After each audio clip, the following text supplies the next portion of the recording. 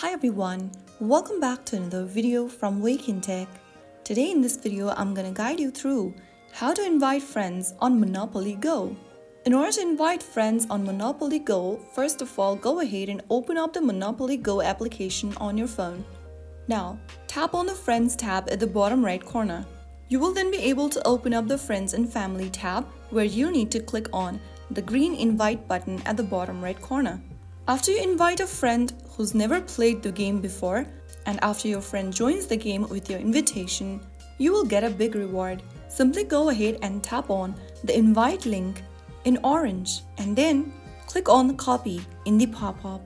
Once you've copied the invitation link on your clipboard, you can then go ahead and find a friend via social media applications such as WhatsApp, Facebook, SMS app, and so on. Go ahead and open up any social messaging app. I'm just gonna open up the SMS app on my device. Simply tap on the compose button or the pencil icon at the top right. Type in the name of the contact that you'd like to invite inside the to text box and then tap on the text message button. Paste in the code that you previously copied and you will then be able to send the invitation link to the contact. Tap the send button or the arrow at the bottom right in order to send the message.